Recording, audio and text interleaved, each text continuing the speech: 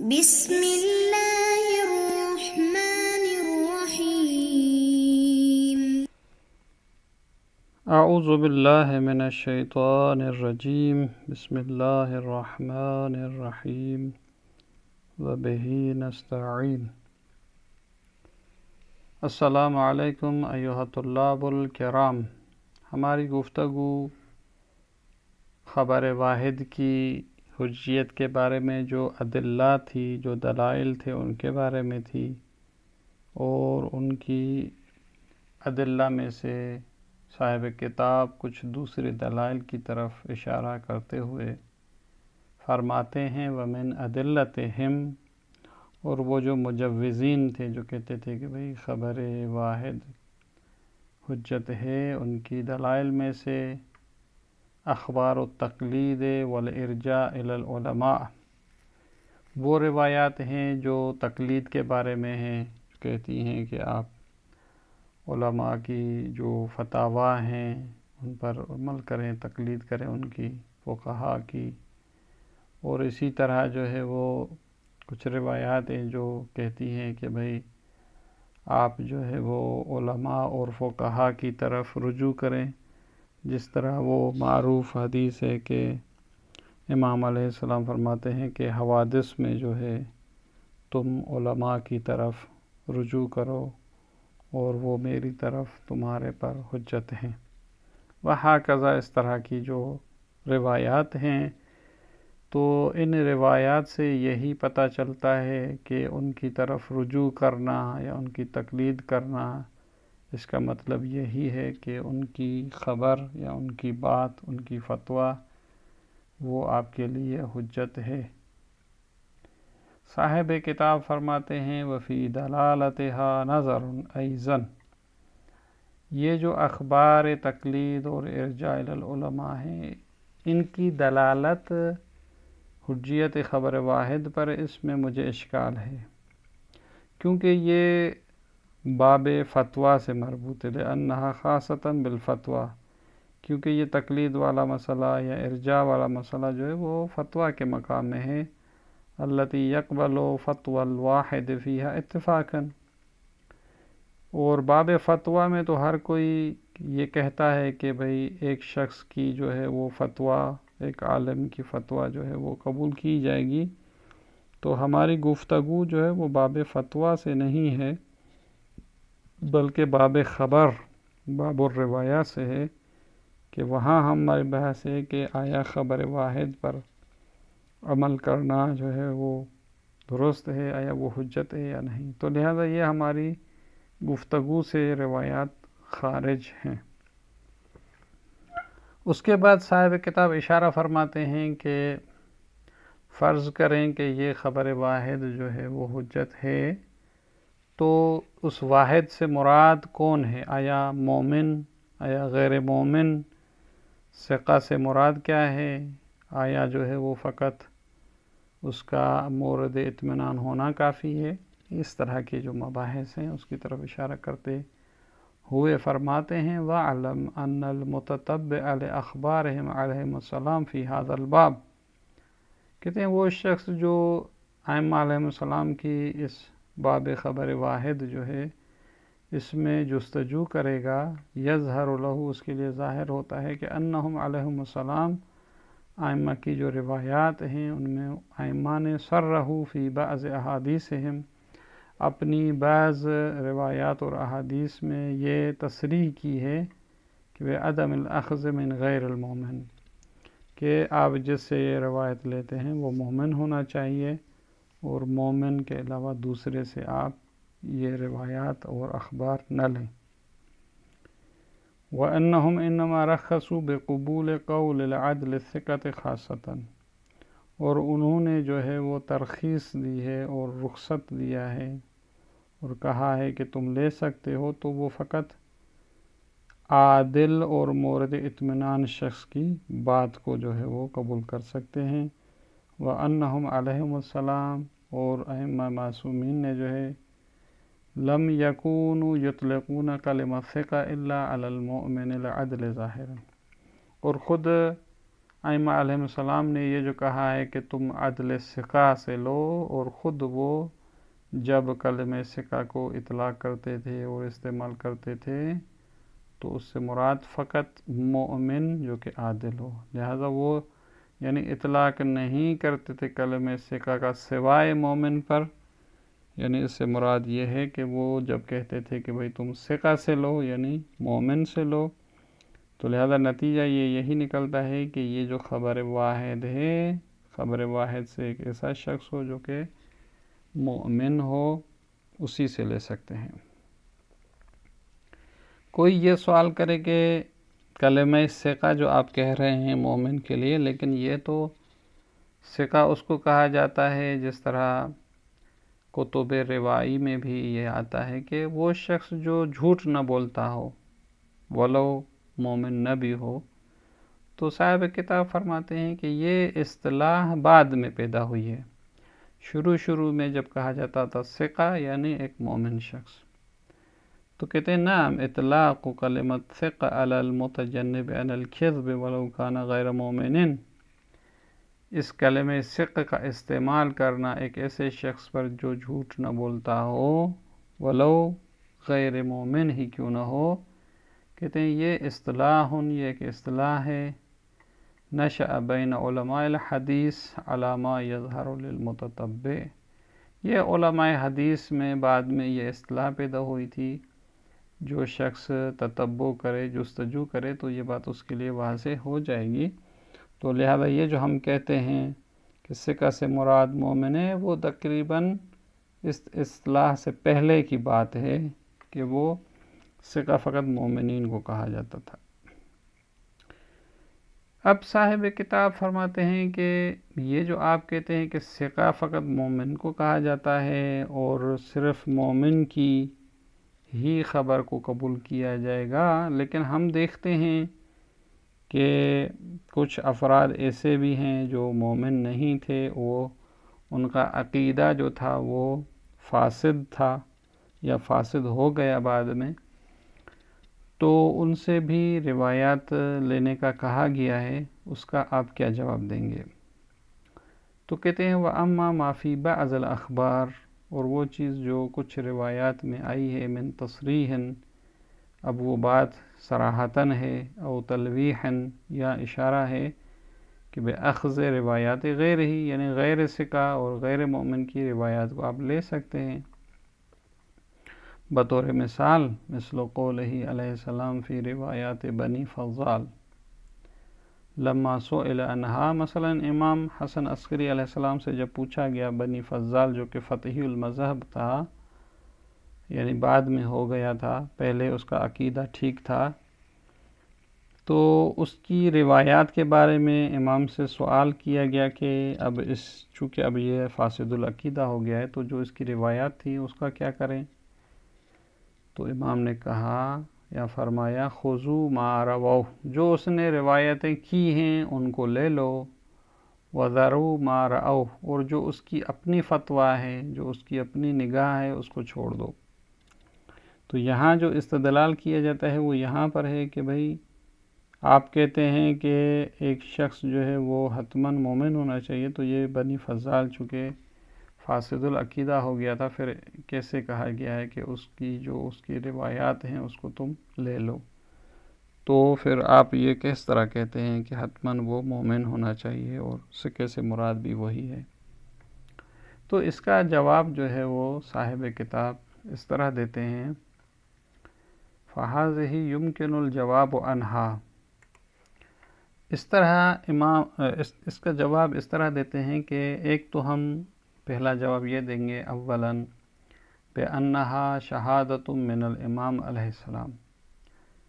کہتے ہیں کہ یہ جو بنی فضال کے بارے میں آپ نے سوال کیا ہے تو ہم اس سے یا اس کی روایات کو اس لیے لے رہے ہیں کہ خود امام نے گواہی دی ہے کہ اس کی روایات کو لے لو، خود امام نے کہا خذوا ما رأوا، جو اس نے روایت کی ہے، تو لہذا خود شہادت امام اور گواہی امام ہے کہ فی ان روایاتہم، کہ جو اس کی روایات التی ذکروہا فی کتبہم، جو بنی فضال یعنی جو اس کے بیٹے تھے فضال کے، جس کو بنی فضال کہا جاتا ہے، کچھ جو انہوں نے اپنی کتب میں جو روایتیں لکھی ہیں، ذکر کی ہیں، تو خود امام گویا کہ یہ شہادت دے رہے ہیں کہ وہ صادقتاً وہ روایات سچی ہیں، قد صدرت عنہم، اور خود وہ روایات خود ائمہ سے ہی صادر ہوئی ہے جو انہوں نے لکھی ہیں۔ تو لہٰذا ہم شہادت امام کی بنیاد پر لے رہے ہیں، وگرنہ خود اس کے شخص کو نہیں دیکھ رہے ہیں، یعنی خبر واحد کی بنیاد پر نہیں لے رہے، کہ خود امام کے کہنے کی وجہ سے لے رہے ہیں۔ وما هذه الشهادة منه تكون روایاتهم اثبت و اصدق من روایات سائر العدول من المؤمن، بلکہ اس کا درجہ کہتے ہیں یہاں بڑھ جاتا ہے، کیونکہ جب امام نے گواہی دی تو جب امام کی گواہی یہاں پر موجود ہے تو پھر ان کی جو روایات ہیں یہاں پر اثبت ہیں، یعنی وہ من گھڑت نہیں ہیں اور وہ درست ہیں، اور دوسرے حتیٰ کہ جو دوسرے عدول اور دوسرے جو مومنین عادل تھے ان کی روایات سے بھی یہ سچی ہیں، کیونکہ خود امام جو ہے وہ کہہ رہا ہے کہ تم اس کی روایات کو لے سکتے ہو۔ من المؤمنین التی لم ترد من الامام علیہ السلام شہادت، یعنی ایسے مومنین جن کے بارے میں امام نے گواہی نہیں دی کہ ان کی روایات کو لے لو، تو ان کی روایات سے گویا کہ اس بنی فضال کی جو روایات ہیں وہ صادق ہیں، سچی ہیں، کیونکہ امام نے جو ہے وہ گواہی دی۔ تو پہلا جواب یہی ہے کہ شہادت امام اور امام کی گواہی دینے کی وجہ سے جو ہے ہم ان کی روایات کو لے رہے ہیں۔ اور دوسرا جواب اس کا یہ ہے کہ وثانیاً ان کتبہم انما الفوها فی زمن استقامتہم قبل عدولہم عن الحق، دوسری بات کہ جو ان کی روایات کی کتابیں تھیں انہوں نے ان کو تالیف کیا تھا فی زمن استقامتہم، جب وہ مذہب ان کا درست تھا اور وہ حق سے عدول کرنے سے پہلے، حق سے منحرف ہونے سے پہلے، جب وہ صحیح العقیدات ہیں، اور اس وقت جو ان کی روایات تھی اس کی طرف اشارہ ہے کہ اس وقت کی جو انہوں نے روایات ذکر کی اور انہوں نے کتابیں تالیف کی وہ لے سکتے ہیں آپ۔ تو یہاں پر جب وہ ان کا عقیدہ درست تھا تو وہ مومن تھے اور اس خبر واحد کے عنوان میں شامل ہوتے تھے کہ یہ مومن تھے اس وقت، اور خبر واحد بھی اسی بات کو کہہ رہی ہے کہ آپ مومن سے جو ہے وہ خبر لے سکتے ہیں۔ اور اسی طریقے سے فرماتے ہیں وَمِثْلُ الرِّوَایَةِ الْمُرْسَلَةِ فِي کتاب العدہ للشیخ طوسی رحمہ اللہ، کہتے ہیں اسی طریقے کی ایک روایت مرسلہ ہے کہ وہ روایت ہے جس میں سند جو ہے وہ درمیان میں کٹی ہوئی ہو، تو اس کو روایت مرسلہ کہا جاتا ہے۔ کہتے ہیں شیخ طوسی علیہ رحمہ کی کتاب عدہ میں ہے، اور وہ روایت اس طرح ہے کہ قولہ علیہ السلام، امام کا جو ہے وہ ایک قول ہے اس بارے میں، وہ قول اس طرح سے ہے کہ قولہ علیہ السلام اذا نزلت بکم حادثة لا تجدون حکمها فیما روی عنا فانظروا الى ما رووہ عن علی علیہ السلام فعملوا بہ۔ کہتے ہیں اسی طرح کی ایک روایت ہے ہمارے پاس کہ جب تمہارے اوپر جو ہے کچھ ایسے واقعات آ جائیں جن کا تم حکم جو ہے وہ نہیں پا سکو ان روایات میں جو ہم سے روایت کی گئی ہوں، تو اب تمہیں کیا کرنا چاہیے؟ کہتے ہیں فانظروا الی ما رواه عن علی علیہ السلام، تو تم ان روایات کو دیکھو جو دوسرے مذاہب والوں نے حضرت علی علیہ السلام سے روایت کی ہیں، فعملوا بہ، تم ان کی روایات پر عمل کر سکتے ہو۔ تو یہاں پر بھی جو ہے وہ یہ سوال پیدا ہوتا ہے کہ آپ تو کہہ رہے تھے کہ ضروری ہے وہ مومن ہونا چاہیے، تو یہاں خود روایت میں یہ ہے کہ تم جو ہے دوسرے مذاہب کی جو روایات ہیں جو انہوں نے حضرت علی علیہ السلام سے نقل کی ہیں ان پر عمل کر سکتے ہو، اس کا کیا جواب دو گے؟ تو صاحب کتاب اس کا جواب یہ دیتے ہیں وَيُمْكِنُ الْجَوَابُ عَنْهَا بِأَنَّهَا تُحْمَلُ عَلَى قبول خبر الآحاد من هؤلاء فيما إذا كان محفوفا بما يحصل من الرجوع إليه وثوق واطمئنان من شواہد وقرائن۔ اس کا جواب کہتے ہیں یہ جو روایت میں کہا گیا ہے کہ تم دوسرے مذاہب کی روایات پر عمل کرو، تو وہ ایسی روایات ہوں جن میں قرائن موجود ہوں کہ یہ جو ہے روایات درست ہیں، لہٰذا ہم ان قرائن کی وجہ سے عمل کریں گے۔ کہتے ہیں اس کا جواب اس طرح ہے کہ یہ ایسی روایات کو حمل کیا جائے گا کہ ان دوسرے مذاہب کی جو اخبار احاد ہے ان کو قبول کیا جائے گا اس صورت میں جب وہ ملی ہوئی ہوں ایسی چیزوں سے جن سے ہمیں وثوق اور اطمینان حاصل ہو، اور وہ وثوق اور اطمینان ایسے شواہد اور قرائن ہو جن کی وجہ سے ہم کہیں کہ بھائی ان کی خبریں جو ہے وہ درست ہیں۔ اور یہ ہم کیوں کریں گے، قرائن کو یہاں مد نظر کیوں رکھیں گے؟ اس لیے ذالک جمعا بینہا و بین ما سبق، چونکہ یہی طریقہ ہے، کیونکہ یہ روایات کہہ رہی ہیں کہ آپ دوسرے مذاہب کی روایات جو کہ انہوں نے حضرت علی علیہ السلام سے نقل کی ہے عمل کر سکتے ہو، اور شروع والی جو روایاتی کہہ رہی تھی فقط مومن ہو، تو اس کا راہ جم یہی ہے کہ ہم دوسروں کی روایات جو کوئی قرائن ہو، اطمینان ہو، اس وقت ان پر عمل کر سکتے ہیں۔ کہ ذالک جمعا بینہا و بین ما سبق لأن المتحصل من المجموع، جو حاصل ہوا تھا پہلے والے جتنے بھی دلائل تھے کہ ان المعتبر فی مقام الحجیہ، کہ وہ خبر جو حجت ہے انما ہوا خبر الثقۃ العدل، جو کہ ایک ثقہ اور عادل شخص کی خبر ہو۔ وَأَمَّا غَيْرُهُ، لیکن اب ثقے سے ہٹ کر اگر کوئی خبر ہے جس کے بارے میں کہا گیا ہے کہ تم اس کو بھی لے سکتے ہو، فَيَحْتَاجُ إِلَى شَوَاهِدَ لَهُ بِصِحَّةِ الصُّدُورِ عَنْهُمْ علیہ السلام، تو اس کے لیے ہمیں ایسے قرائن چاہیے جن سے ہمیں یہ اطمینان ہو جائے کہ یہ روایت جو وہ کہہ رہے ہیں وہ خود ائمہ علیہ السلام سے صادر ہوئی ہے، اگر نہ ہوئی ہو تو پھر ہم ان پر عمل نہیں کر سکیں گے۔ اب کہتے ہیں وہ شواہد کون سے ہیں؟ کہتے ہیں وہ شواہد جو ہے مختلف ہو سکتے ہیں، والشواہد تختلف فربما تکون قرائنا محفوفتا او شہرتا معروفتا۔ اب وہ قرائن جو ہے ممکن ہے خود روایات میں ہی ہوں، یا خود جو ہے روایات سے ہٹ کر جو ہے وہ شہرت ہو، مثلا بہت سارے علماء نے دوسرے مذاہب کی اسی روایت کو جو ہے ذکر کیا ہے،